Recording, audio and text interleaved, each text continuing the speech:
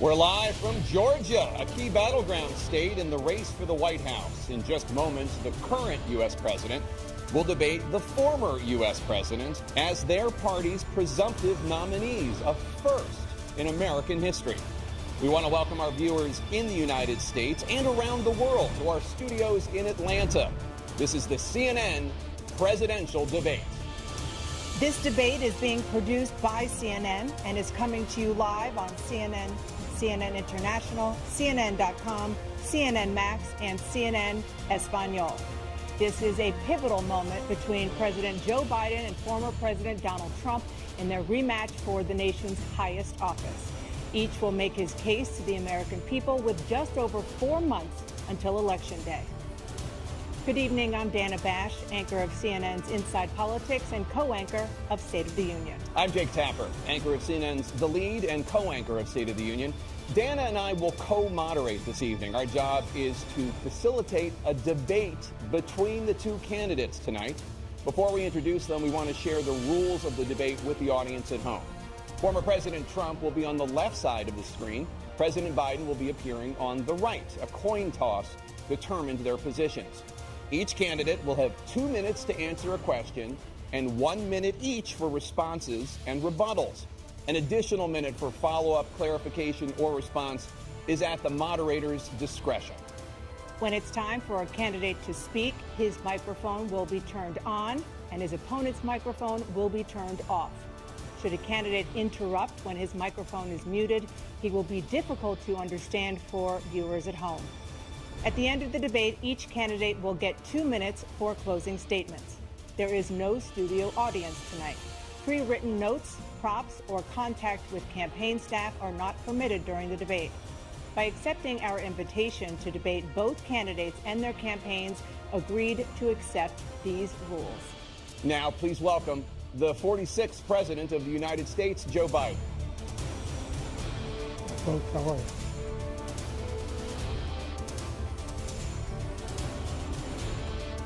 Great to be here. Thank you.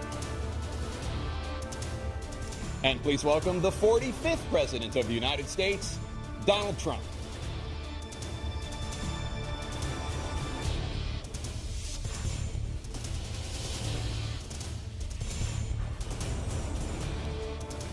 Gentlemen, thanks so much for being here. Let's begin the debate, and let's start with the issue that voters consistently say is their top concern, the economy. President Biden, inflation has slowed, but prices remain high. Since you took office, the price of essentials has increased. For example, a basket of groceries that cost $100 then now costs more than $120. And typical home prices have jumped more than 30%. What do you say to voters who feel they are worse off under your presidency than they were under President Trump? We got to take a look at what I was left when I became president and what Mr. Trump left me. We had an economy that was in free fall. The pandemic was so badly handled. Many people were dying. All he said was, it's not that serious. Just inject a little bleach into your arm. You'll be all right. The economy collapsed. There were no jobs. Unemployment rate rose to 15%. It was terrible. And so what we had to do was try to put things back together again. And that's exactly what we began to do. We created 15,000 new jobs. We brought out a position where we have 800,000 new manufacturing jobs. But there's more to be done. There's more to be done. Working class people are still in trouble. I come from Scranton, Pennsylvania. I come of a household where the kitchen table, if the things weren't able to be met during the month, it was a problem. Price of eggs, the price of gas, the price of housing, the price of a whole range of things. That's why I'm working so hard to make sure I deal with those problems. And we're going to make sure that we reduce the price of housing. We're going to make sure we build 2 million new units. We're going to make sure we cap rents so corporate greed can't take over. The combination, what I was left with in corporate greed, is the reason why we're in this problem right now. In addition to that, we're in a situation where if you take a look at all that was done in his administration, he didn't do much at all. By the time he left, things were in chaos, literally chaos. And so we put things back together. We created, I said, those jobs. We make sure we had a situation where we brought down the price of prescription drugs, which is a major issue for many people, to $15 for an insulin shot as opposed to $400. No senior has to pay more than $200 for any drug, all the drugs they can include beginning next year. in a situation and we're going to make that available to everybody, to all Americans. So we're working to bring down the price around the kitchen table, and that's what we're going to get done. Thank you. President Trump? We have the greatest economy in the history of our country. We have never done so well. Everybody was amazed by it. Other countries were copying us. We got hit with COVID, and when we did, we spent the money necessary so we wouldn't end up in a Great Depression, the likes of which we had in 1929. By the time we finished, so we did a great job. We got a lot of credit for the economy, a lot of credit for the military, and no wars, and so many other things. Everything was rocking good. But the thing we never got the credit for, and we should have, is getting us out of that COVID mess. He created mandates that was a disaster for our country. But other than that, we had given them back a country where the stock market actually was higher than pre-COVID, and nobody thought that was even possible. The only jobs he created are for illegal immigrants and bounce-back jobs, a bounce-back from the COVID. He has not done a good job. He's done a poor job, and inflation's killing our country. It is absolutely killing us. Thank you. President Biden? Well, look, the greatest economy in the world, he's the only one who thinks that, I think. I don't know anybody else who thinks he had the greatest economy in the world. And, you know, the fact of the matter is that we found ourselves in a situation where his economy, he rewarded the wealthy. He had the largest tax cut in American history, $2 trillion. He raised a deficit larger than any president has in any one term. He's the only president other than Herbert Hoover who's lost more jobs than he had when he began, since Herbert Hoover. The idea that he did something that was significant. And the military, you know, when he was president, they were still killing people in Afghanistan. He didn't do anything about that. When he was president, we were still finding ourselves in a position where you had a notion that we were this safe country. The truth is, I'm the only president this century that doesn't have this decade, that doesn't have any troops dying anywhere in the world like he did. President Trump, I want to follow up if I can. Am I allowed to respond to him? Well, I'm going to ask you a follow-up. You can do whatever you want with the minute that we give you. I want to follow up. You want to impose a 10% tariff on all goods coming into the U.S. How will you ensure that that doesn't drive prices even higher? It's not going to drive them higher. It's just going to cost countries that have been ripping us off for years, like China and many others, in all fairness to China. It's going to just force them to pay us a lot of money, reduce our deficit tremendously, and give us a lot of power for other things. But he made a statement. The only thing he was right about is I gave you the largest tax cut in history. I also gave you the largest regulation cut in history. That's why we had all the jobs. And the jobs went down, and then they bounced back, and he's taking credit for bounce-back jobs. You can't do that. He also said he inherited 9% inflation. Now, he inherited almost no inflation, and it stayed that way for 14 months. And then it blew up under his leadership because they spent money like a bunch of people that didn't know what they were doing. And they don't know what they were doing. It was the worst, probably the worst administration in history. There's never been. And as far as Afghanistan is concerned, I was getting out of Afghanistan, but we were getting out with dignity, with strength, with power. He got out. It was the most embarrassing day in the history of our country's life. President Trump, over the last 8 years, under both of your administrations, the national debt soared to record highs. And according to a new nonpartisan analysis, President Trump, your administration approved $8.4 trillion in new debt, while so far, President Biden, you've approved $4.3 trillion in new debt. So, former President Trump, many of the tax cuts that you signed into law are set to expire next year. You want to extend them and go even further, you say. With the U.S. facing trillion-dollar deficits and record debt, why should top earners and corporations pay even less in taxes than they do now? Because the tax cuts spurred the greatest economy that we've ever seen just prior to COVID. And even after COVID, it was so strong that we were able to get through COVID much better than just about any other country. But we spurred, that tax spurred. Now, when we cut the taxes, as an example, the corporate tax was cut down to 21% from 39%, plus beyond that. We took in more revenue with much less tax, and companies were bringing back trillions of dollars back into our country. The country was going like never before, and we were ready to start paying down debt. We were ready to start using the liquid gold right under our feet, the oil and gas right under our feet. We were going to have something that nobody else has had. We got hit with COVID. We did a lot to fix it. I gave him an unbelievable situation with all of the therapeutics and all of the things that we came up with. We gave him something great. Remember, more people died under his administration, even though we had largely fixed it. More people died under his administration than our administration, and we were right in the middle of it, something which a lot of people don't like to talk about. But he had far more people dying in his administration. He did the mandate, which is a disaster, mandating it. The vaccine went out. He did a mandate on the vaccine, which is the thing that people most objected to about the vaccine.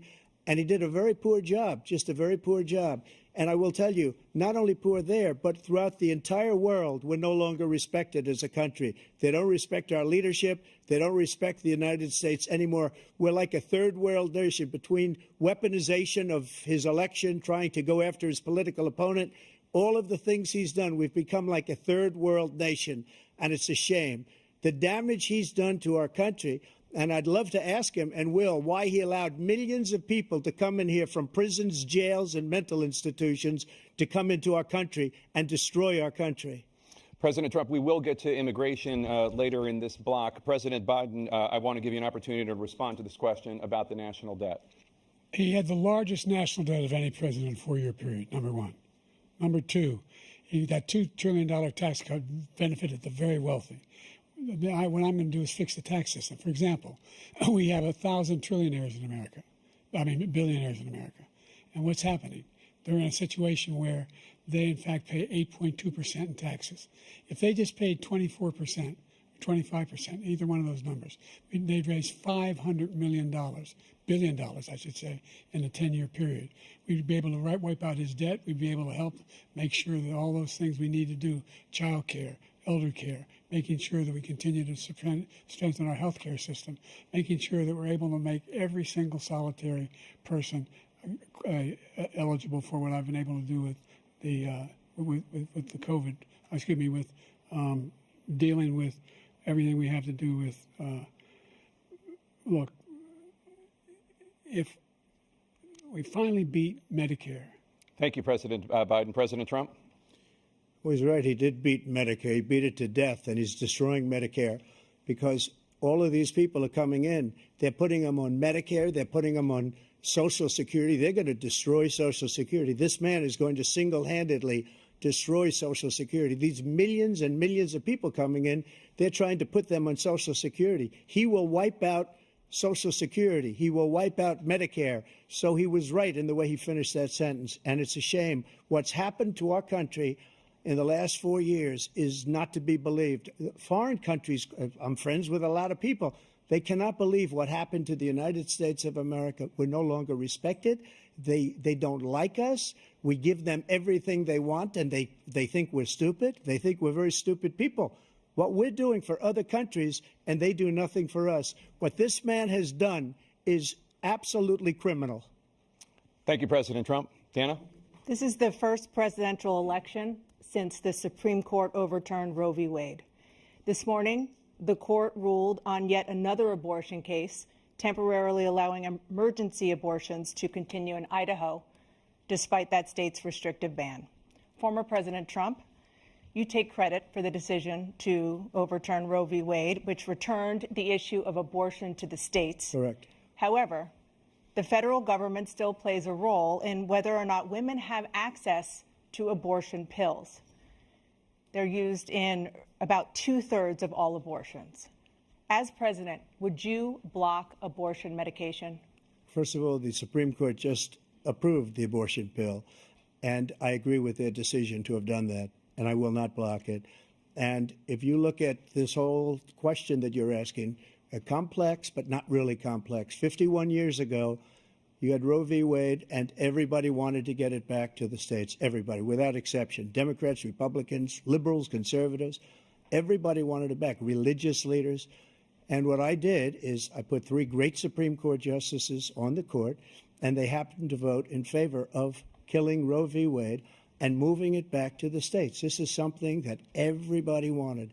Now, 10 years ago or so, they started talking about how many weeks and how many this, getting into other things. But every legal scholar throughout the world, the most respected, wanted it brought back to the states. I did that. Now the states are working it out. If you look at Ohio, it was a decision that was an end result that was a little bit more liberal than you would have thought. Kansas, I would say the same thing.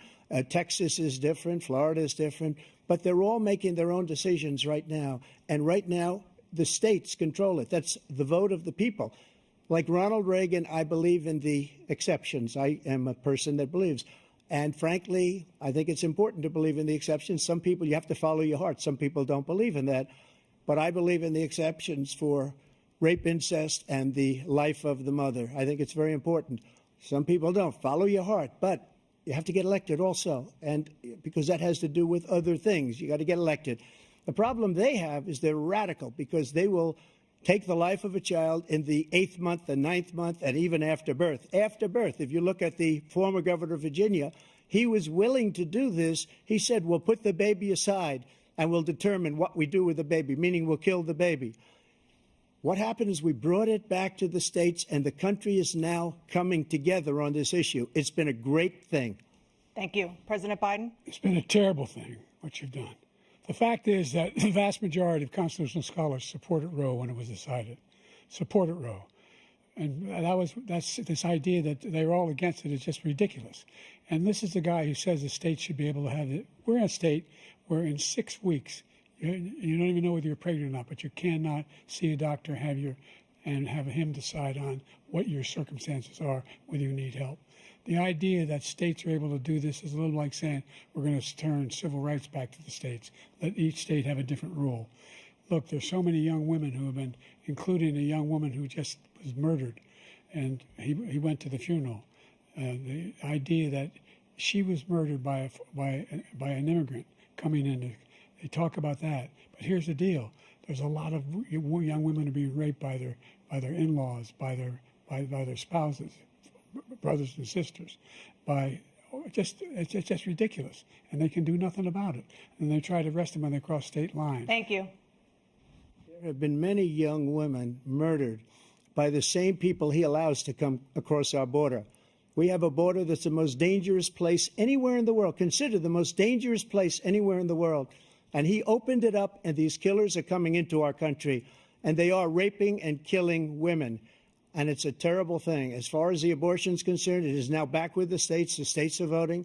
In many cases, it's frankly a very liberal decision. In many cases, it's the opposite.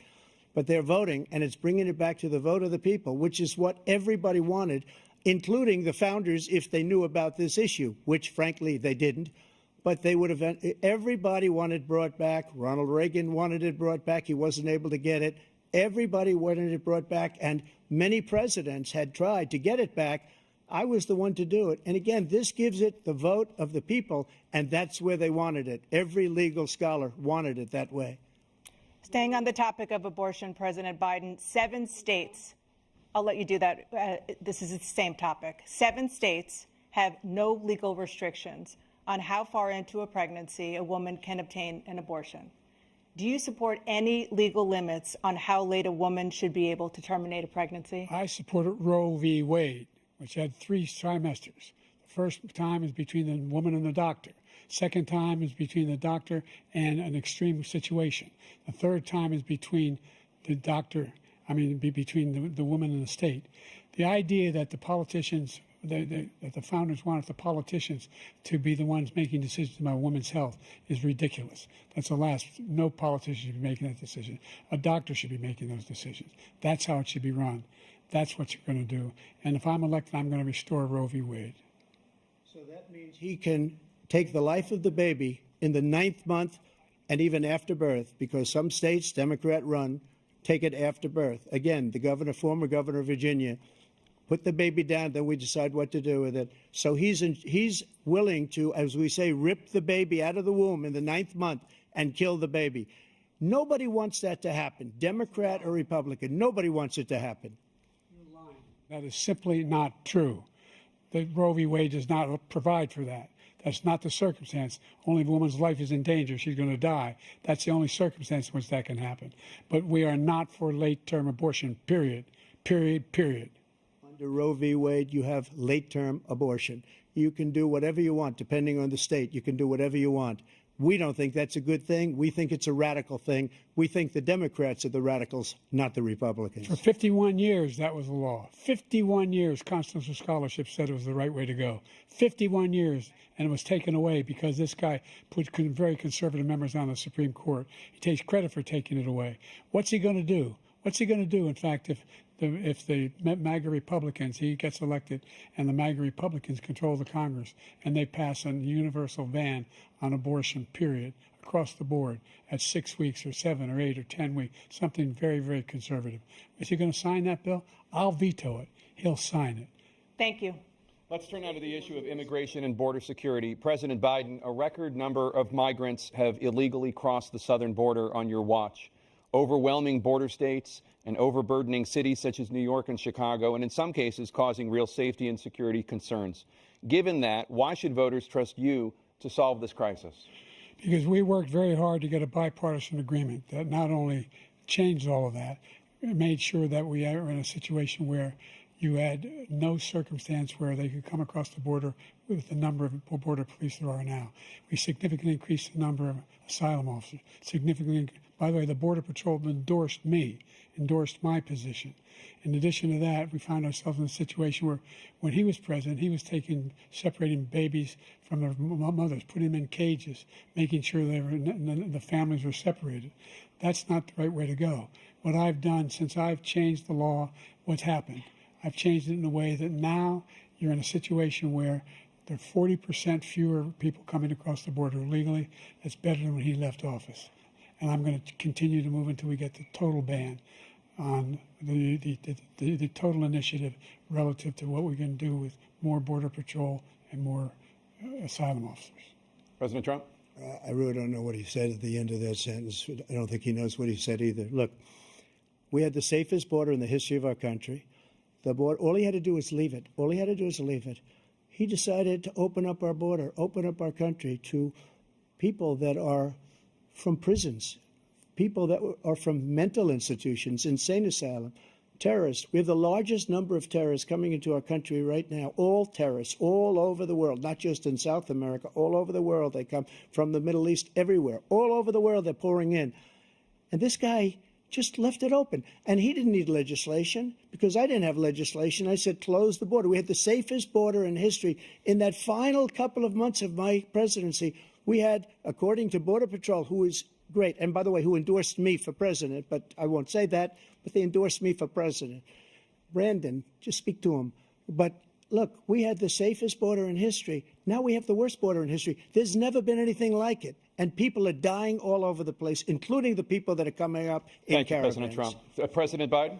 The only terrorist who's done anything crossing the border is one who came along and killed three, and his administration, killed an Al-Qaeda person come in and his administration, killed 3 American soldiers. That's the only terrorist that's there. I'm not saying that no terrorist ever got through, but the idea they're emptying their prisons, we're welcoming these people, that's simply not true. There's no data to support what he said. Once again, he's exaggerating, he's lying. President Trump, staying on the topic of immigration, you've said that you're going to carry out, quote, the largest domestic deportation operation in American history, unquote. Does that mean that you will deport every undocumented immigrant in America, including those who have jobs, including those whose spouses are citizens, and including those who have lived here for decades? And if so, how will you do it? Just 1 second. He said we killed 3 people. The people we killed are al-Baghdadi and Soleimani, the 2 greatest terrorists, biggest terrorists anywhere in the world, and it had a huge impact on everything, not just border, on everything. He's the one that killed people with the bad water, including hundreds of thousands of people dying, and also killing our citizens when they come in.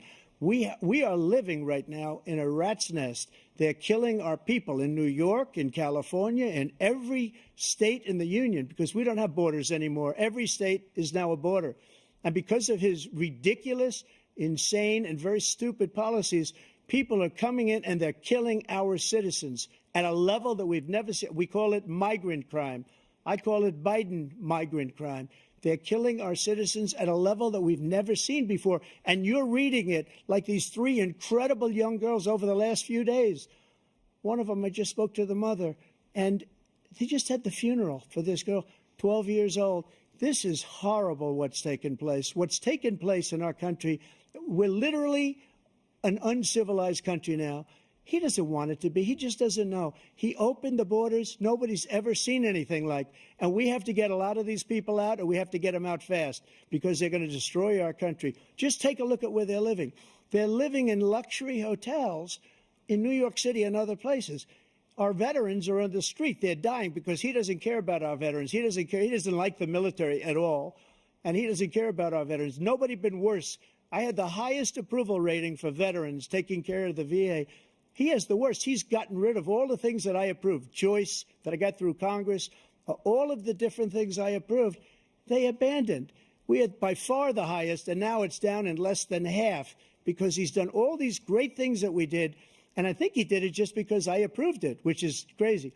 But he has killed so many people at our border by allowing all of these people to come in. And it's a very sad day in America. President Biden, you have the mic. Every single thing he said is a lie. Every single one. For example, veterans are a hell of a lot better off since I passed the PACT Act. 1 million of them now have insurance, and their families have it. Their families have it because what happened, whether it was Agent Orange or burn pits, they're all being covered now. And his group opposed that.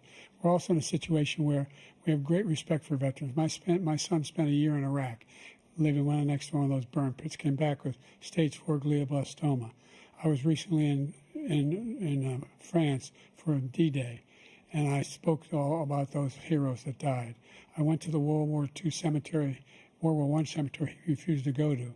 He was standing with his 4-star general, and he told me, he said, I don't want to go in there because they're a bunch of losers and suckers.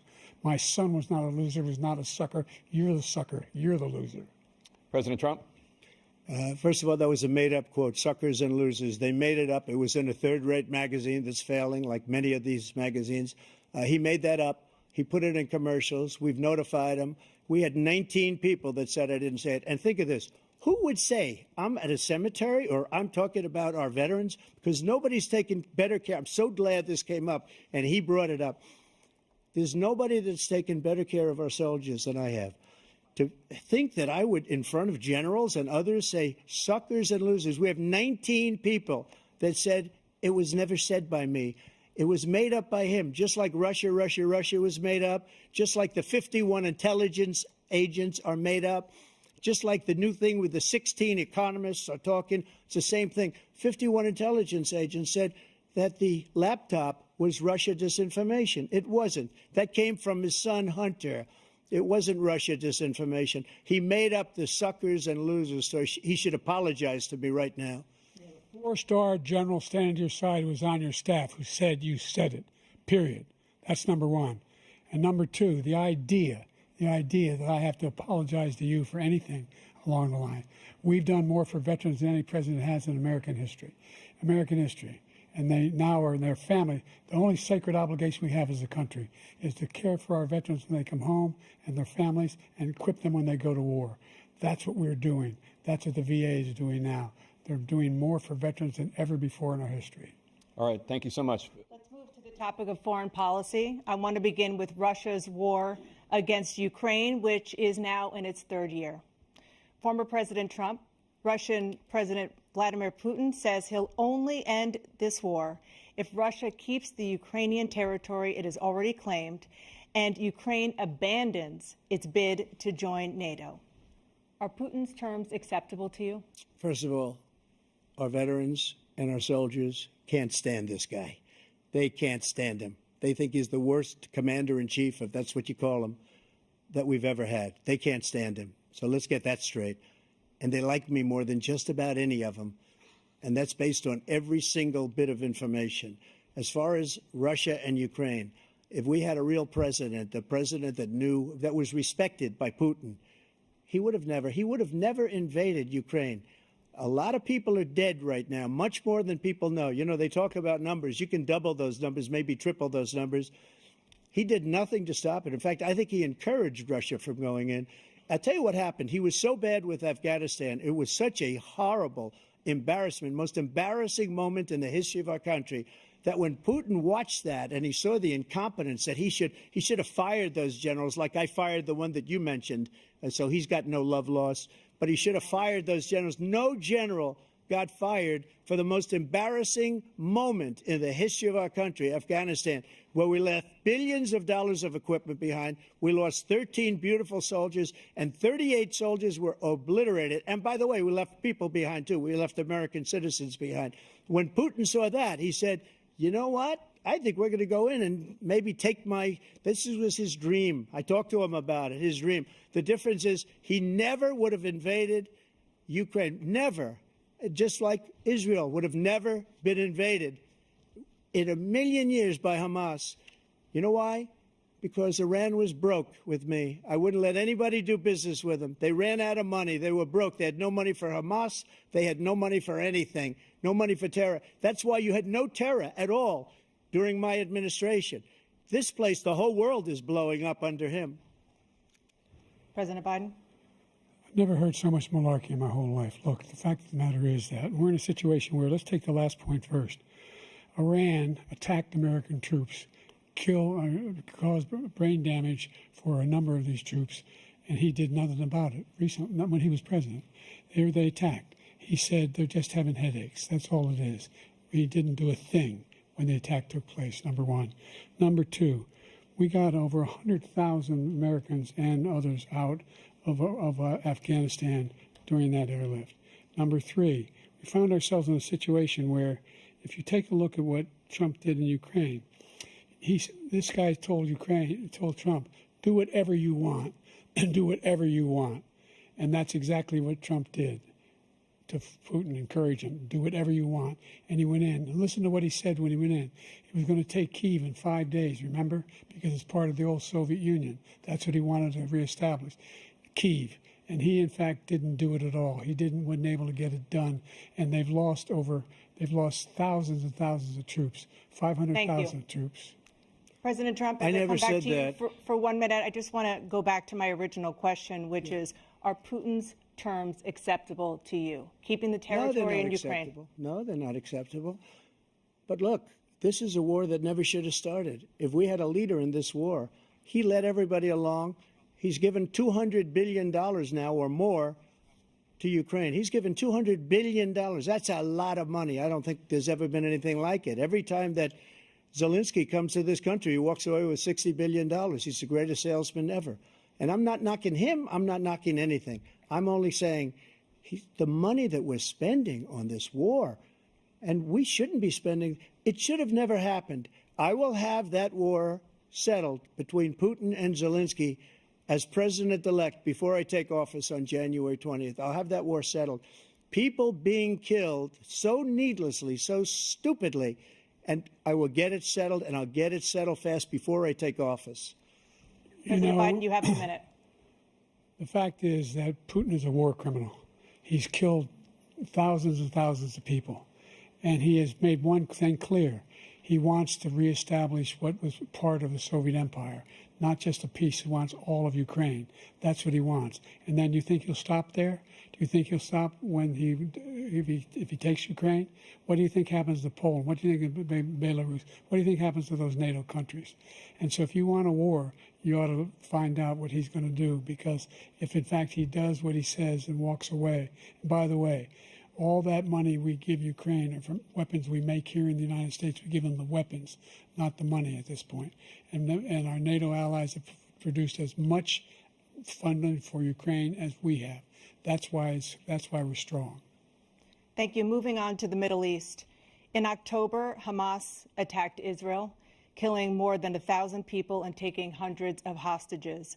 Among those held and thought to still be alive are 5 Americans. Israel's response has killed thousands of Palestinians and created a humanitarian crisis in Gaza. President Biden, you've put forward a proposal to resolve this conflict, but so far Hamas has not released the remaining hostages, and Israel is continuing its military offensive in Gaza. So what additional leverage will you use to get Hamas and Israel to end the war? You have 2 minutes. Number one, everyone from the United Nations Security Council straight through to the G7 to the Israelis and Netanyahu himself have endorsed the plan I put forward, which has 3 stages to it. The first stage is trade the hostages for a ceasefire. Second phase is a ceasefire with additional conditions. The third phase is the end of the war. The only one who wants the war to continue is Hamas, number one. They're the only ones standing out. We're still pushing hard to get them to accept. In the meantime, what's happened In Israel, we're finding that the only thing I've denied Israel was 2,000-pound bombs. They don't work very well in populated areas. They kill a lot of innocent people. We're providing Israel with all the weapons they need and when they need them. And by the way, I'm the guy that organized the world against Iran when they had a full-blown intercontinental ballistic missile attack on Israel. No one was hurt. No one Israeli was accidentally killed, and it stopped. We saved Israel. We are the biggest producer of support for Israel of anyone in the world. And so there are two different things. Hamas cannot be allowed to be continued. We continue to send our experts and our intelligence people as to how they can get Hamas like we did bin Laden. You don't have to do it. And by the way, they've been greatly weakened, Hamas, greatly weakened, and they should be. They should be eliminated. But you've got to be careful for using certain weapons among population centers. Just going back to Ukraine for 1 second. We have an ocean separating us. The European nations together have spent $100 billion, or maybe more than that, less than us. Why doesn't he call them and say, you got to put up your money like I did with NATO? I got them to put up hundreds of billions of dollars. The Secretary General of NATO said Trump did the most incredible job I've ever seen. They wouldn't have any. They were going out of business. We were spending almost 100% of the money was paid by us. He didn't do that. He's getting all. You got to ask these people to put up the money. We're over $100 billion more spent, and it has a bigger impact on them because of location, because we have an ocean in between. You got to ask them. As far as Israel and Hamas, Israel's the one that wants to go. He said the only one that wants to keep going is Hamas. Actually, Israel is the one, and you should let him go and let him finish the job. He doesn't want to do it. He's become like a Palestinian, but they don't like him because he's a very bad Palestinian. He's a weak one. President Biden, you have a minute. I've never heard so much foolishness. This is a guy who wants to get out of NATO. You're going to stay in NATO?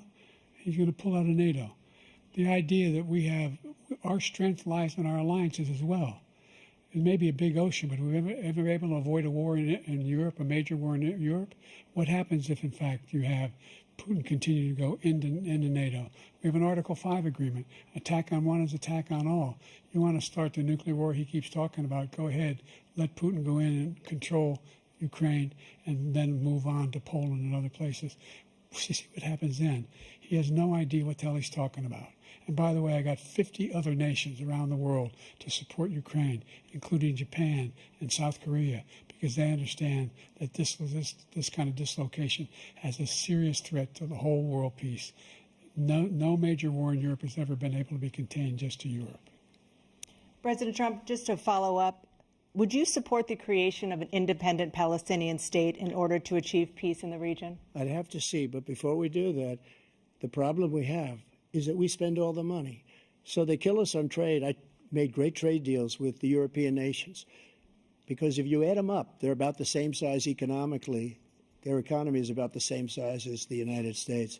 And they were no cars, they don't want anything that we have, but we're supposed to take their cars, their food, their everything, their agriculture.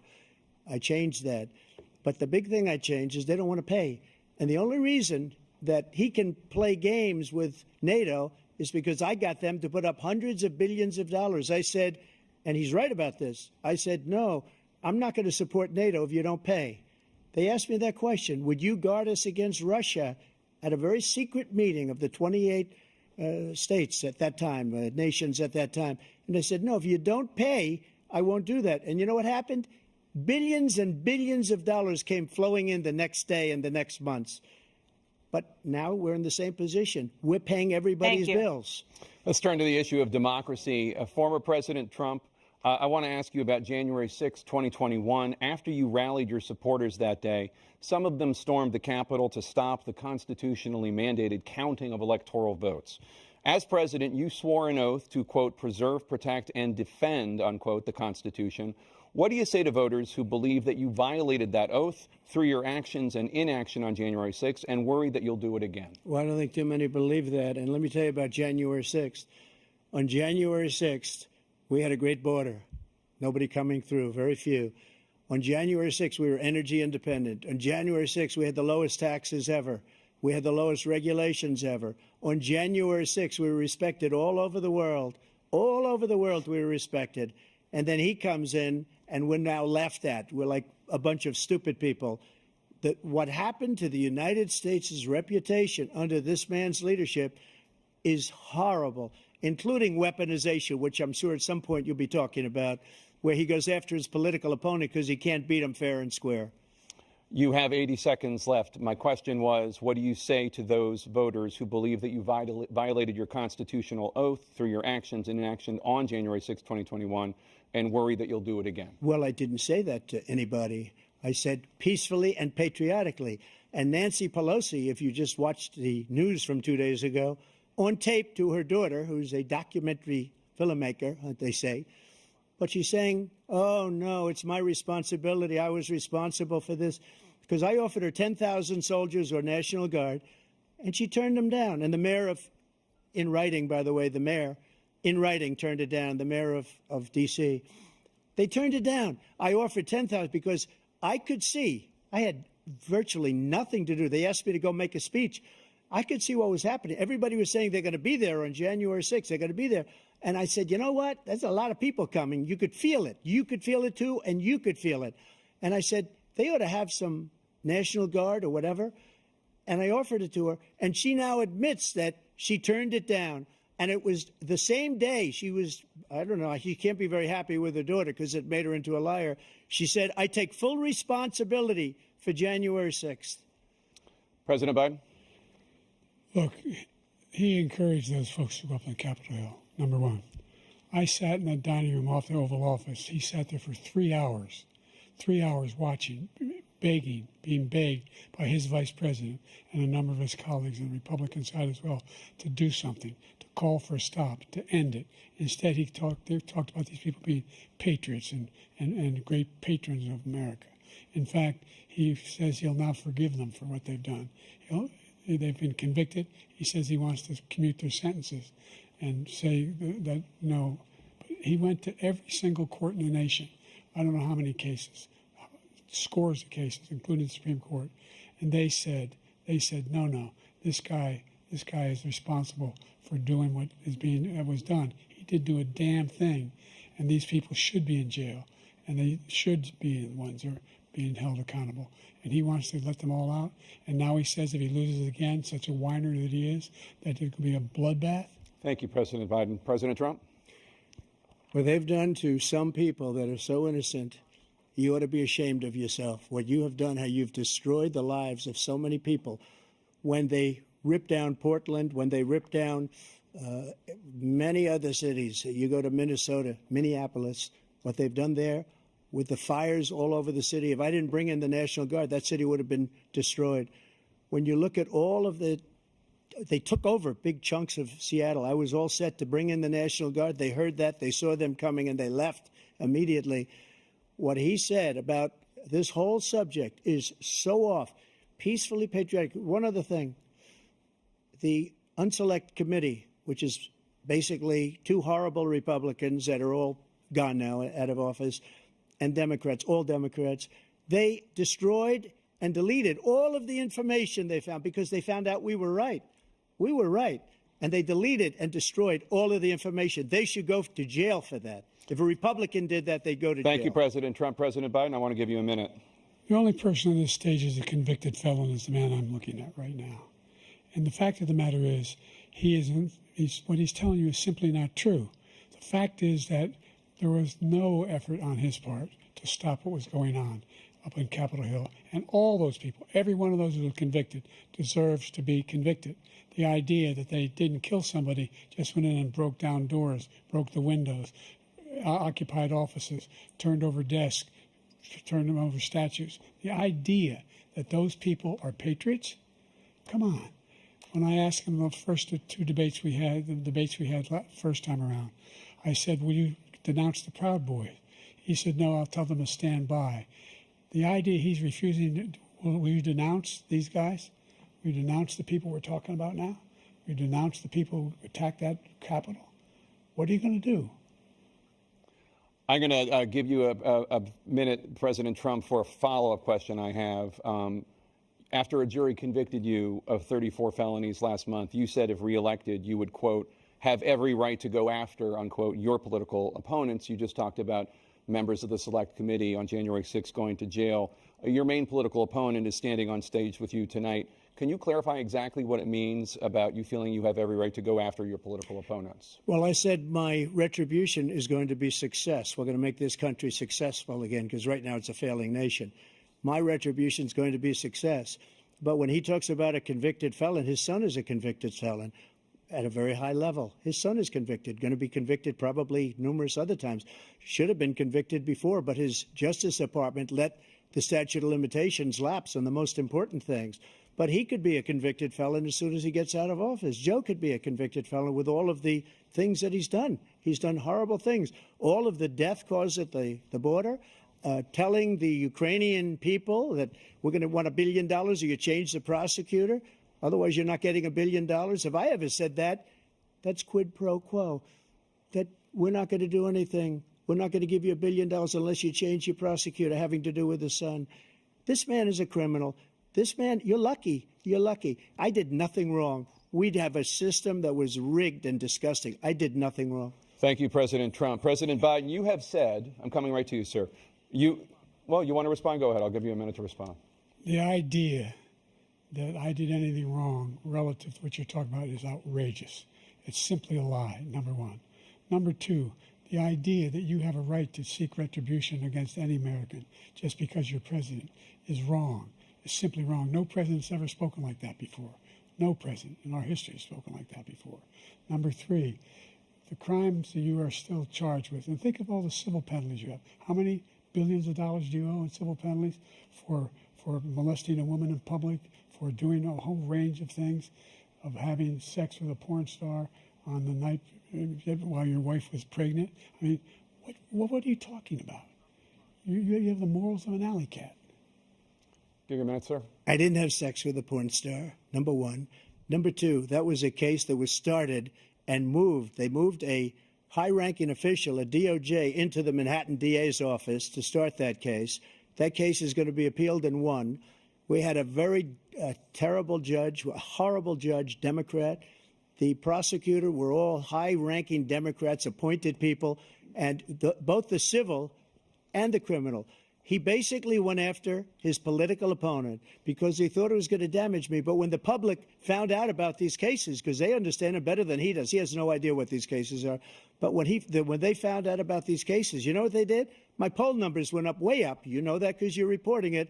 And we took in more money in the last 2 weeks than we've ever taken in the history of any campaign. I don't think any campaign has ever taken. Hundreds of millions of dollars came pouring in because the public knows it's a scam and it's a guy that's after his political opponent because he can't win fair and square. Thank you, President Trump. President Biden, you have said, quote, Donald Trump and his MAGA Republicans are determined to destroy American democracy. Do you believe that the tens of millions of Americans who are likely to vote for President Trump will be voting against American democracy? The more they know about what he's done, yes. The more they know about what he's done. And there's a lot more coming. He's got a lot of cases down the road coming around. He's got a whole range of issues he has to face. I don't know what the juries will do, but I do know he has a real problem. And so the fact that, could you ever think you hear any president say that I'm going to seek retribution? Do you ever hear any president say that I thought Hitler had some good ideas? What got me involved to run in the first place after my son had died, I decided in Iraq, because of Iraq, I said I wasn't going to run again until I saw what happened in Charlottesville, Virginia. People coming out of the woods carrying swastikas on torches, and singing the same anti-Semitic bile they sang when back in Germany. And the young woman got killed. They spoke to the mother, and they asked him. They said, "What do you think of those people? The ones who got killed, the one who tried to stop it, and the ones," he said, "I think they're fine people on both sides." What American president would ever say Nazis coming out of fields carrying torches, singing the same anti-Semitic bile, carrying swastikas were fine people? And this is the guy who says Hitler's done some good things. I'd like to know what they are. Good things Hitler's done, that's what he said. This guy has no sense of American democracy. President Trump. Jake, both of you know that story has been totally wiped out because when you see the sentence, it said 100% exoneration on this. So he just keeps it going. He says he ran because of Charlottesville. He didn't run because of Charlottesville. He ran because it was his last chance. He's not equipped to be president. You know it, and I know it. It's ridiculous. We have a debate. We're trying to justify his presidency. His presidency is, without question, the worst president, the worst presidency in the history of our country. We shouldn't be having a debate about it. There's nothing to debate. He made up the Charlottesville story, and you'll see it's debunked all over the place. Every reasonable anchor has debunked it. And just the other day, it came out where it was fully debunked. It's a nonsense story. He knows that, and he didn't run because of Charlottesville. He used that as an excuse to run. President Biden? And debunked. It happened. All you have to do is listen to what was said at the time. And the idea that somehow that's the only reason I ran because I was worried a guy like this guy could get elected. If he thought they were good people coming out of that forest, carrying those woods, carrying those torches, then he didn't deserve to be president.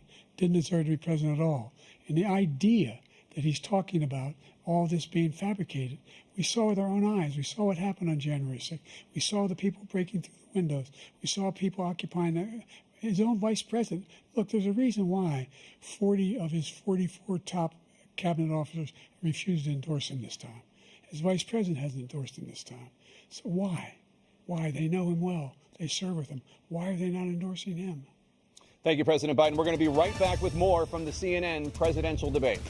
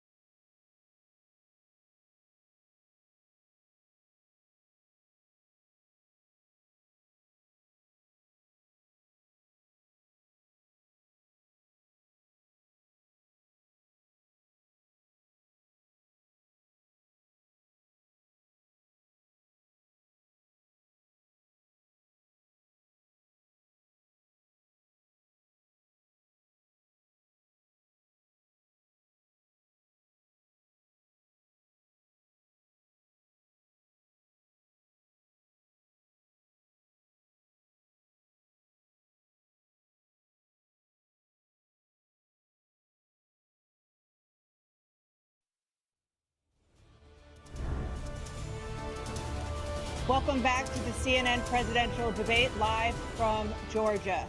Let's talk about persistent challenges you both faced in your first terms and you'd certainly face again in a second term.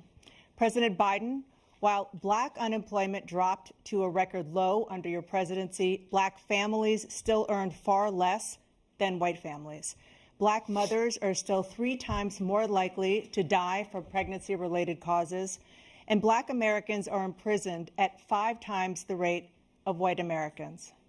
What do you say to black voters who are disappointed that you haven't made more progress? They acknowledge they made a lot of progress, number one. The fact of the matter is there's more small black businesses that have been started than any time in history. Number two, the wages of black unemployment is the lowest level it's been in a long, long time.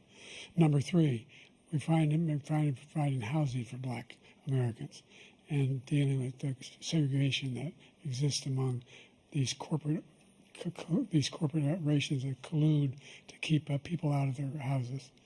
And in addition to that, we find that the impact on the choice that black families have to make relative to child care is incredibly difficult. When we did the first major piece of legislation in the past, I was able to reduce black child care costs. I cut them in half. We got to make sure we provide for child care costs. We got to make sure, because when you provide those child care protections, you increase economic growth because more people can be in the job market. So there's more to be done, considerably more to be done. But we've done a great deal so far, and I'm not letting up, and they know it. You have 49 seconds left. What do you say to black voters who are disappointed with the progress so far? I say I don't blame them for being disappointed. Inflation is still hurting them badly. For example, I provided for the idea that any black family first-time home buyer should get a $10,000 tax credit to be able to buy their first home so they can get started. I made sure that we're in a situation where all those black families and those black individuals who had to take out student loans that were ballooning, that if they were engaged in nursing, anything having to do with volunteerism, if they paid their bills for 10 years on their student debt, all the rest is forgiven after 10 years. Millions have benefited from that. And we're going to do a whole lot more for black families. Thank you, President Trump. And he caused the inflation. He's blaming inflation, and he's right, it's been very bad.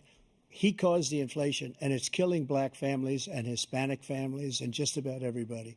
It's killing people. They can't buy groceries anymore. They can't. You look at the cost of food where it's doubled and tripled and quadrupled. They can't live. They're not living anymore. He caused this inflation. I gave him a country with essentially no inflation. It was perfect. It was so good. All he had to do is leave it alone. He destroyed it with his Green New Scam and all this money that's being thrown out the window. He caused inflation. As sure as you're sitting there, the fact is that his big kill on the black people is the millions of people that he's allowed to come in through the border. They're taking black jobs now, and it could be 18, it could be 19, and even 20 million people. They're taking black jobs, and they're taking Hispanic jobs, and you haven't seen it yet, but you're going to see something that's going to be the worst in our history. Thank you. President Biden? There was no inflation when I became president. You know why? The economy was flat on its back. 15% unemployment. He decimated the economy, absolutely decimated the economy. That's why there was no inflation at the time. There were no jobs. We provided thousands of millions of jobs for individuals who are in all communities, including minority communities. We made sure that they have health insurance. We have covered, the ACA has increased. I made sure that there are $8,000 per person in a family to get written off for the health care. But this guy wants to eliminate that. They've tried 50 times. He wants to get rid of the ACA again, and they're going to try again if they win. You find ourselves in a position where the idea that we're not doing any, we put more police on the street than any administration has. He wants to cut the cops. We're providing for equity and making sure people have a shot to make it. There's a lot going on, but in inflation, he caused it by his tremendous malfeasance in the way he handled the pandemic. Thank you. Another persistent challenge is the climate crisis. 2023 was the hottest year in recorded history, and communities across the country are confronting the devastating effects of extreme heat, intensifying wildfires, stronger hurricanes, and rising sea levels. Former President Trump, you've vowed to end your opponent's climate initiatives, but will you take any action as president to slow the climate crisis? Well, let me just go back to what he said about the police, how close the police are to him.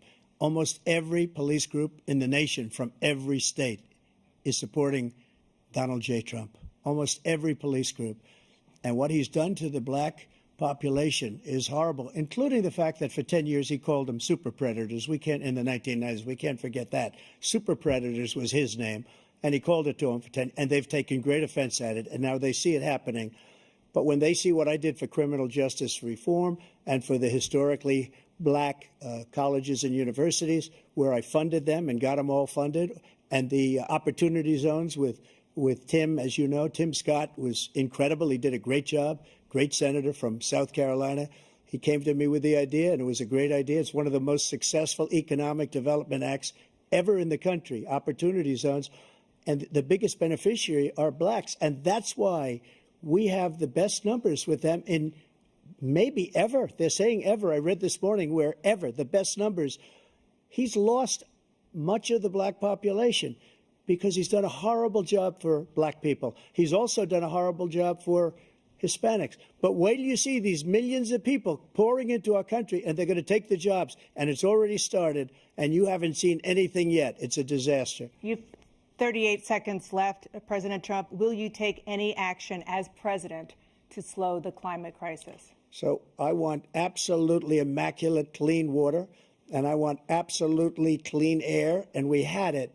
We had H2O. We had the best numbers ever, and we were using all forms of energy, all forms, everything.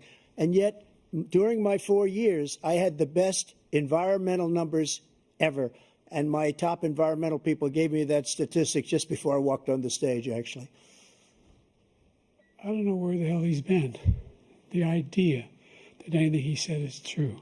I've passed the most extensive climate change legislation in history. We find ourselves, and by the way, black colleges. I came up with $15 billion for HBCUs, historic black universities and colleges, because they don't have the kind of contributors that they have to build these laboratories and the like. Any black student is capable in college of doing any white student can do.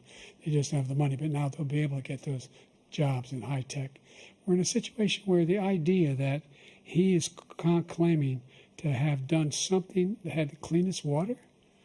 He hadn't done a damn thing with the environment. He pulled out of the Paris Peace Accord, Climate Accord.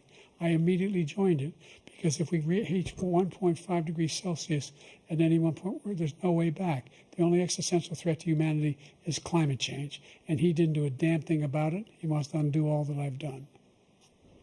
The Paris Accord was going to cost us $1 trillion. And China nothing, and Russia nothing, and India nothing. It was a ripoff of the United States. And I ended it because I didn't want to waste that money because they treat us horribly. We were the only ones. It was costing us money. Nobody else was paying into it. And it was a disaster. But everything that he said just now, I'll give you an example. I heard him say before insulin. I'm the one that got the insulin down for the seniors. I took care of the seniors. What he's doing is destroying all of our medical programs because the migrants coming in, they want everybody. And look, I have the biggest heart on the stage, I guarantee you that. And I want to take care of people. But we're destroying our country. They're taking over our schools, our hospitals, and they're going to be taking over Social Security. He is destroying Social Security, Medicare, and Medicaid. The idea is that we, in fact, we were the only ones of consequence who were not members of the Paris Accord. How can we do anything if we're not able to, the United States can't get its pollution under control? One of the largest polluters in the world, number one. We're making significant progress. By 2035, we will have cut pollution in half. We have made significant progress, and we're continuing to make progress. We set up a climate corps for thousands of young people to learn how to deal with climate, just like the Peace Corps. And we're moving in directions that are going to significantly change the elements of cause of pollution. But the idea that he claims that he has the biggest heart up here, and he's really concerned about pollution and about climate. I've not seen any indication of that. And by the way, with regard to prescription drugs, one company agreed that they would reduce the price to $35, which I was calling for, one, voluntarily.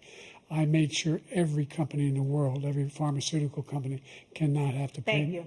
And by the way, So every day, millions of Americans struggle just to make ends meet. For many older Americans, Social Security provides a critical lifeline. President Biden, if nothing is done to Social Security, seniors will see their benefits cut in just over 10 years. Will you name tonight one specific step that you're willing to take to keep Social Security solvent? yes, make the very wealthy begin to pay their fair share. Right now, everybody making under $170,000 pays 6% of their income, of their paycheck, every single time they get a paycheck from the time of the first one they get when they're 18 years old. The idea that they're going to, I'm proposing that everybody, the millionaires pay 1%. So no one I would not raise the cost of Social Security for anybody under $400,000. After that, I began to make the wealthy begin to pay their fair share by increasing from 1% beyond to be able to guarantee the program for life. So you still have 82 seconds left. Are there any other measures that you think that would be able to help keep Social Security solvent, or is that one enough? Well, no, that one enough will keep it solvent, but the biggest thing I'll do if we defeat this man, because he wants to get rid of Social Security. He thinks there's plenty to cut in Social Security. He's wanted to cut Social Security and Medicare both times. And and if you look at the program put forward by the House Republican caucus that I believe supports, is in fact want to cut it as well. The idea that we don't need to protect our seniors is ridiculous. And by the way, the American public has greater health care coverage today than ever before. And under the ACA, as I said, you're in a circumstance where 400,000 people, 40 million people would not have insurance because they have a pre-existing condition. Only thing that allows them to have that insurance is the fact that they, in fact, are part of the ACA.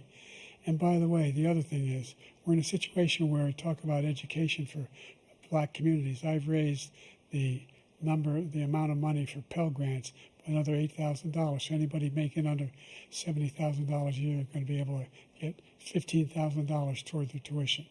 He just doesn't know what he's talking about. Thank you, President Biden. President Trump. So I've dealt with politicians all my life. I've been on this side of the equation for the last 8 years. I've never seen anybody lie like this guy. He lies. I've never seen it. He can look you in the face about so many other things, too. And we mentioned the laptop. We mentioned Russia, Ukraine. Everything he does is a lie. It's misinformation and disinformation. The losers and suckers story that he made up is a total lie on the military. It's a disgrace. But Social Security, he's destroying it because millions of people are pouring into our country, and they're putting them onto Social Security. They're putting them onto Medicare, Medicaid.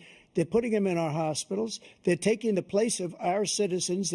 What they're doing to the VA, to our veterans, is unbelievable. Our veterans are living in the street, and these people are living in luxury hotels. He doesn't know what he's doing, and it's really coming back. I've never seen such anger in our country before. President Biden. The idea that veterans are not being taken care of, I told you before. And by the way, when I said suckers and losers, he acknowledged after that he fired that general. That general got fired because he's the one that acknowledged that that's what he said. He was the one standing with Trump when he said it, number one. Number two, the idea that we're going to be in a situation where all these millions and millions, the way he talks about it, illegal aliens are coming into the country and taking away our jobs. There's a reason why we have the fastest growing economy in the world, the reason why we have the most successful economy in the world. We're doing better than any other nation in the world. And by the way, those 15 Nobel laureates he talked about being phony, those 15 Nobel laureates, economists, they all said that if Trump is reelected, we're likely to have a recession and inflation is going to increasingly go up. And by the way, worst president in history, 159 presidential scholars voted him the worst president in the history of the United States of America. President Biden, thank you so much. Let's turn to the cost of child care, which many American families struggle to afford. President Trump, both you and President Biden have tried to address this issue, but the average cost of child care in this country has risen to more than $11,000 a year per child. For many families, the cost of child care for 2 children is more than their rent. In your second term, what would you do to make child care more affordable? Just to go back, the general got fired because he was no good. And if he said that, that's why he made it up. But we have 19 people that said I didn't say it, and they're very highly respected, much more so than him. The other thing is, he doesn't fire people. He never fired people. I've never seen him fire anybody. I did fire a lot. I fired Comey because he was no good. I fired a lot of the top people at the FBI, drained the swamp. They were no good. Not easy to fire people. You'd pay a price for it, but they were no good. I inherited these people. I didn't put them there. I didn't put Comey there. He was no good. I fired him. This guy hasn't fired anybody. He never fires. He should have fired every military man that was involved with that the Afghanistan horror show, the most embarrassing moment in the history of our country. He didn't fire. Did you fire anybody? Did you fire anybody that's on the border that's allowed us to have the worst border in the history of the world? Did anybody get fired for allowing 18 million people, many from prisons, many from mental institutions? Did you fire anybody that allowed our country to be destroyed? Joe, our country is being destroyed as you and I sit up here and waste a lot of time on this debate. This shouldn't be a debate.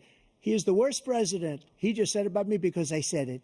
But look, he's the worst president in the history of our country. He's destroyed our country. Now all of a sudden he's trying to get a little tough on the border. He came out with a nothing deal, and it reduced it a little bit, like this much. It's insignificant. He wants open borders. He wants our country to either be destroyed or he wants to pick up those people as voters.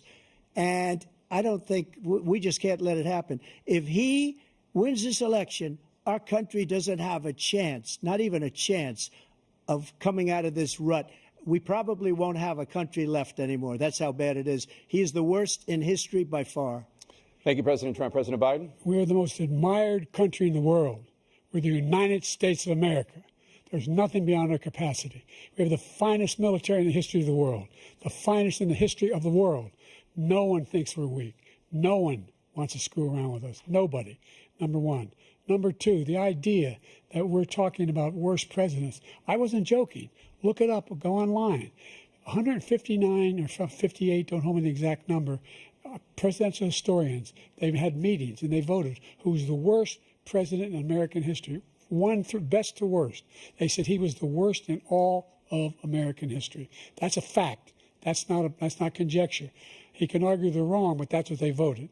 The idea that he is doing anything to deal with child care, he did for virtually nothing to child care.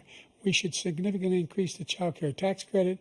We should significantly increase the availability of women and men or single parents to be able to go back to work.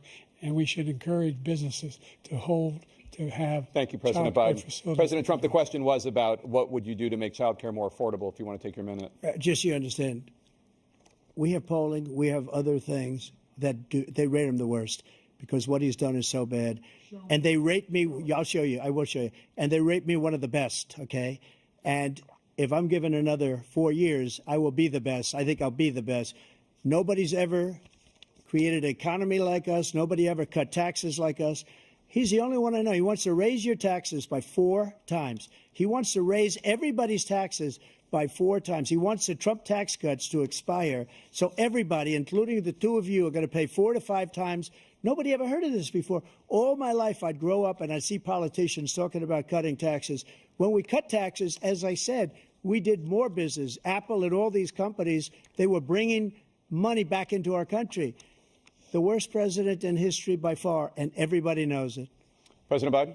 Look, the fact of the matter is that he's dead wrong about, he's increased the tariff, he will increase the taxes on middle-class people.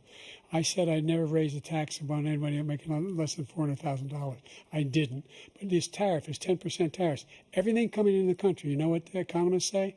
That's going to cost the average American $2,500 a year more because they're going to have to pay the difference in food and all the things that we're importing. Number two, he's in a situation where he talks about how he has not raised, he's somehow helped the middle class. Middle class have been devastated by you. Now you want a new tax cut of $5 trillion over the next 10 years, which is going to fundamentally bankrupt the country. You had the largest deficit of any president in American history, number one. Number two, you have not, in fact, made any contact, any progress with China. We are the lowest trade deficit with China since 2010. Thank you, President Biden. You lost Thank you, President Biden. Let's discuss an epidemic impacting millions of Americans that both of you have made a top priority in your first term, the opioid crisis. And for both of you, the number of overdose deaths in this country has gone up. Under your term, it went up. Under your term, it has gone up. Former President Trump, despite the efforts that both of you have made, more than 100,000 Americans are dying from overdoses every year, primarily from fentanyl and other opioids. What will you do to help Americans right now in the throes of addiction who are struggling to get the treatment they need? To finish up, we now have the largest deficit in the history of our country under this guy. We have the largest deficit with China. He gets paid by China. He's a Manchurian candidate. He gets money from China. So I think he's afraid to deal with them or something. But do you notice he never took out my tariffs because we bring in so much money with the tariffs that I imposed on China. He never took them away. He can't because it's too much money. It's tremendous. And we saved our steel industries, and there was more to come, but he hasn't done that. But he hasn't cut the tariffs because he can't, because it's too much money. But he's got the largest deficit in the history of our country, and he's got the worst situation with China. China's going to own us if you keep allowing them to do what they're doing to us as a country. They are killing us as a country, Joe, and you can't let that happen. You're destroying our country. So, President Trump, you have 67 seconds left. The question was, what are you going to do to help Americans in the throes of addiction right now who are struggling to get the treatment they need? Jake, we were doing very well at addiction until the COVID came along. We had the 2.5, almost 3 years of like nobody's ever had before, any country, in every way.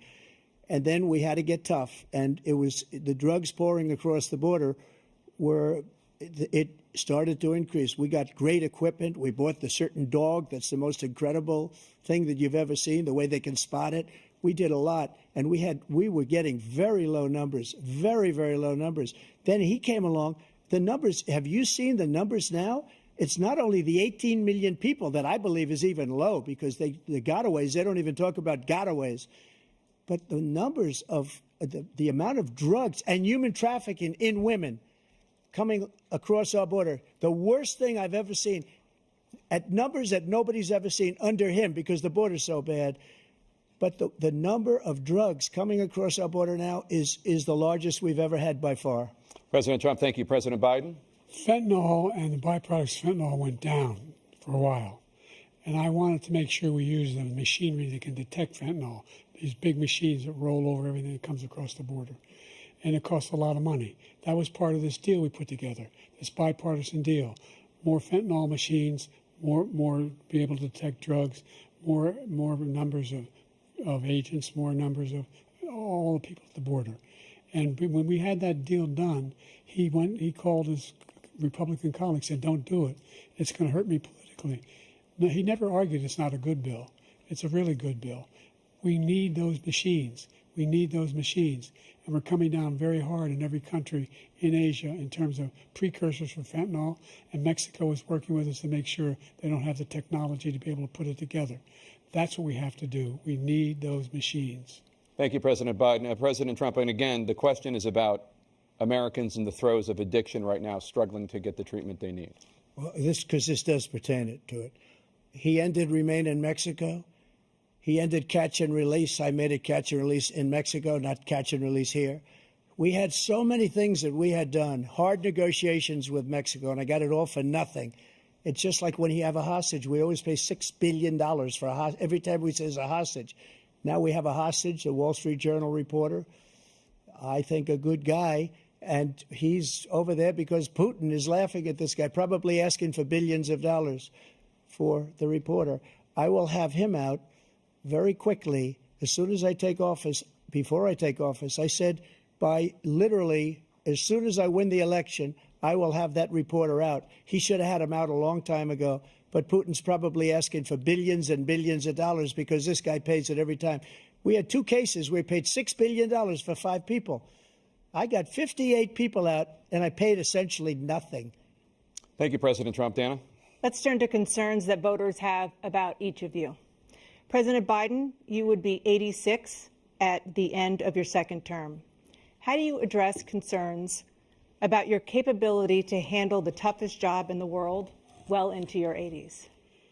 Well, first of all, I spent half my career being criticized being the youngest person in politics. I was the second youngest person ever elected to the United States Senate, and now I'm the oldest. This guy's 3 years younger and a lot less competent.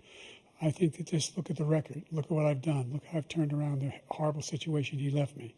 As I said, 15 million new jobs, 800,000 manufacturing jobs, more investment in America, over billions of dollars in private investment in enterprises that we are growing. By the way, we brought off a lot of people. The whole idea of computer chips. We used to have 40% of the market. We invented those chips, and we lost it because he was sending people to find the cheapest jobs overseas and to bring home a product. So I went to South Korea. I convinced Samsung to invest billions of dollars here in the United States. And guess what? Those fabs, they call to build these chips, those fabs pay over $100,000. You don't need a college degree for them. And there's billions, about $40 billion already being invested and being built right now in the United States, creating significant jobs for Americans from all over the world. President Biden, you have 40 seconds left. Would you like to add anything? Yeah, I would. The idea that somehow we are this failing country. I never heard a president talk like this before. We're the envy of the world. Name me a single major country president who wouldn't trade places with the United States of America for all our problems and all our opportunities. We're the most progressive country in the world in getting things done. We're the strongest country in the world. We're a country in the world who keeps our word, and everybody trusts us, all of our allies, and those who he coddles up to, from Kim Jong-un, he sends love letters to, and Putin, etc. They don't want to screw around with us. Thank you. Former President Trump, to follow up, you would be 82 at the end of your second term. What do you say to voters who have concerns about your capabilities to serve? Well, I took 2 tests, cognitive tests. I aced them, both of them, as you know. We made it public. He took none. I'd like to see him take one, just one, a real easy one. Like go through the first 5 questions. He couldn't do it. But I took 2 cognitive tests. I took physical exams every year. And, you know, we knock on wood wherever we may have wood, that I'm in very good health. I just won 2 club championships, not even senior, 2 regular club championships. To do that, you have to be quite smart, and you have to be able to hit the ball a long way. And I do it. He doesn't do it. He can't hit a ball 50 yards. He challenged me to a golf match. He can't hit a ball 50 yards. I think I'm in very good shape. I feel that I'm as in good a shape as I was 25, 30 years ago. Actually, I'm probably a little bit lighter, but I'm in as good a shape as I was years ago. I feel very good. I feel the same.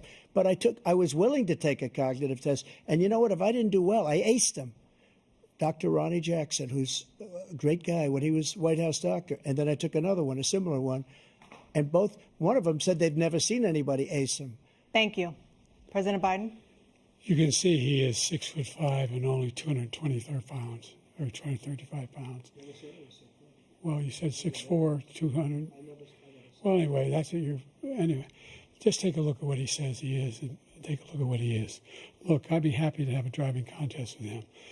I got my handicap, which when I was vice president, down to a 6. But by the way, I told you before, I'm happy to play golf if you carry your own bag. Think you can do it? That's the biggest lie. He's a 6 handicap of all. I was an 8 handicap. Yeah. 8. But I have, you know how many? I've seen you swing. I know you swing. Okay, Let's let's not act like children. President Trump, we're going to 21 turn Let's not act like children. You to are a a child. specific concern that voters have about you. Will you pledge tonight that once all legal challenges have been exhausted, that you will accept the results of this election, regardless of who wins, and you will say right now that political violence in any form is unacceptable? Well, I shouldn't have to say that, but of course I believe that. It's totally unacceptable. And if you would see my statements that I made on Twitter at the time, And also my statement that I made in the Rose Garden, you would say is one of the strongest statements you've ever seen. In addition to the speech I made in front of, I believe, the largest crowd I've ever spoken to. And I will tell you, nobody ever talks about that. They talk about a relatively small number of people that went to the Capitol and in many cases were ushered in by the police. And as Nancy Pelosi said, it was her responsibility, not mine. She said that loud and clear. But the answer is, if the election is fair, free, and I want that more than anybody. And I'll tell you something. I wish he was a great president because I wouldn't be here right now. I'd be at one of my many places enjoying myself. I wouldn't be under indictment because I wouldn't have been his political opponent because he indicted me because I was his opponent. I wish he was a great president. I would rather have that. I wouldn't be here. I don't mind being here. But the only reason I'm here is he's so bad as a president that I'm going to make America great again. We're going to make America great again. We're a failing nation right now. We're a seriously failing nation. And we're a failing nation because of him. His policies are so bad. His military policies are insane. They're insane. These are wars that will never end with him. He will drive us into World War III, and we're closer to World War III than anybody can imagine. We are very, very close to World War III, and he's driving us there. And Kim Jong-un and President Xi of China, Kim Jong-un of North Korea, all of these, Putin, they don't respect him. They don't fear him. They have nothing going with this gentleman, and he's going to drive us into World War III. You want a World War III, let him follow and win, and let Putin say, do what you want, NATO. Just do what you want. There's a thing called Article 5. An attack on one is an attack on all, and required response. The idea, I can't think of a single major leader in the world who wouldn't trade places with the job I've done and what they've done. Because we are a powerful nation. We have wonderful people. It's because of the people, not me. It's because of the American people. They're capable of anything, and they step up when they're needed. And right now, we're needed. We're needed to protect the world because our own safety is at stake. And again, you want to have a war, just let Putin go ahead and take Kyiv, make sure they move on, see what happens in Poland, Hungary, and other places along that border. Then you have a war. President Trump, as I come back to you for a follow-up, the question was, will you accept the results of this election, regardless of who wins? Just to finish what he said, if I might, Russia, they took a lot of land from Bush. They took a lot of land from Obama and Biden. They took no land, nothing from Trump, nothing. He knew not to do it. He's not going to play games with me. He knew that. I got along with him very well, but he knew not to play games. He took nothing from me. But now he's going to take the whole thing from this man right here. That's a war that should have never started. It would have never started ever with me. And he's going to take Ukraine. And, you know, you asked me a question before, would you do this? He's got us in such a bad position right now with Ukraine and Russia because Ukraine's not winning that war. He said, I will never settle until such time. They're running out of people. They're running out of soldiers. They've lost so many people. It's so sad. They've lost so many people, and they've lost those gorgeous cities with the golden domes that are 1,000 years old, all because of him and stupid decisions. Russia would have never attacked if I were president. President Trump, the question was, will you accept the results of the election, regardless of who wins? Yes or no, please. If it's a fair and legal and good election, absolutely. I would have much rather accepted these, but the fraud and everything else was ridiculous. And if you want, we'll have a news conference on it in a week, or we'll have another one of these in a week. But I will absolutely, there's nothing I'd rather do. It would be much easier for me to do that than I'm running again. I wasn't really going to run until I saw the horrible job he did. He's destroying our country. I would be very happy to be someplace else, in a nice location someplace. And again, no indictments, no political opponent stuff, because it's the only way he thinks he can win. But unfortunately, it's driven up my numbers and driven them up to a very high level because the people understand it. Well, let's see what your numbers are when this election is over. Let's see. You're a whiner. When you lost the first time, you continued, you appealed and appealed to courts all across the country. Not one single court in America said any of your claims had any merit, state or local, none. But you continue to provoke this lie about somehow there's all this misrepresentation, all this stealing. There is no evidence of that at all. And I tell you what, I doubt whether you'll accept it because you're such a whiner. The idea, if you lose again, you accepting anything, you can't stand the loss. Something snapped in you when you lost the last time. We'll be right back with more from the CNN presidential debate, live from Georgia.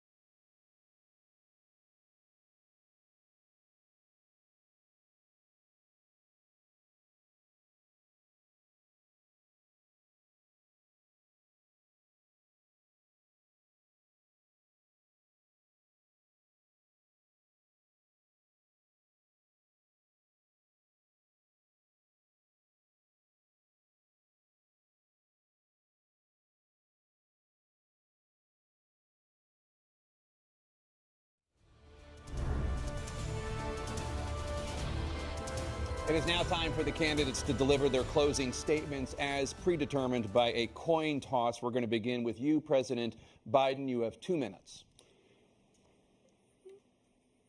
We've made significant progress from the debacle that was left by President Trump in his last term.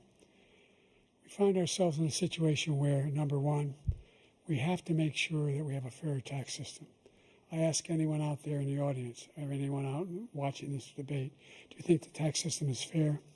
The fact is that I said nobody even making under $400,000 had a single penny increase in their taxes and will not. And if I'm reelected, that will be the case again. But this guy has increased your taxes because of the deficit, number one. He's increased inflation because of the debacle he left after the way he handled the pandemic. And he finds himself in a position where he now wants to tax you more by putting a 10% tariff on everything that comes into the United States of America. What I did, when, for example, he wants to get rid of the ability of Medicare for us to be able to negotiate drug prices with the big pharma companies. Well, guess what? We got it down to $35 for insulin instead of $400. No more than $2,000 for every senior, no matter how much prescription they need. You know what that did? That reduced the federal debt by $160 billion over 10 years because the government doesn't have to pay the exorbitant prices. I'm going to make that available to every senior all along, it's happening now, and everybody in America. He wants to get rid of that. I'm going to make sure that we have child care. We're going to significantly increase the credits people have for child care. I'm going to make sure we do something about what we're doing on lead pipes and all the things that are causing health problems for people across the country. We're going to continue to fight to bring down inflation and give people a break. Thank you, President Biden. President Trump, you now have 2 minutes for your closing statement. Like so many politicians, this man is just a complainer. He said, we want to do this, we want to do that, we want to get rid of this tax, that tax. But he doesn't do anything. All he does is make our country unsafe by allowing millions and millions of people to pour in. Our military doesn't respect him. We look like fools in Afghanistan. We didn't stop Israel. It was such a horrible thing that would have never happened. It should have never happened. Iran was broke. Anybody that did business with Iran, including China, they couldn't do business with the United States. They all passed. Iran was broke. They had no money for Hamas or Hezbollah, for terror, no money whatsoever. Again, Ukraine should have never happened. He talks about all this stuff, but he didn't do it. For 3.5 years, we're living in hell. We have the Palestinians and we have everybody else rioting all over the place. You talk about Charlottesville. This is 100 times Charlottesville, 1,000 times. The whole country is exploding because of you, because they don't respect you, and they have to respect their president, and they don't respect you throughout the world. What we did was incredible. We rebuilt the military. We got the largest tax cut in history, the largest regulation cut in history. The reason he's got jobs is because I cut the regulations that gave jobs, but he's putting a lot of those regulations back on. All of the things that we've done, nobody's never seen anything like. Even from a medical standpoint, right to try, where we can try space-age materials instead of going to Asia or going to Europe and trying to get when you're terminally ill. Now you can go and you can get something. You sign a document. They've been trying to get it for 42 years. But you know what we did for the military was incredible. Choice for our soldiers, where our soldiers, instead of waiting for 3 months to see a doctor, can go out and get themselves fixed up and readied up and take care of themselves, and they're living. And that's why I had the highest approval rating in the history of the VA. So all of these things, we're in a failing nation, but it's not going to be failing anymore. We're going to make it great again. Thank you, former President Trump, President Biden.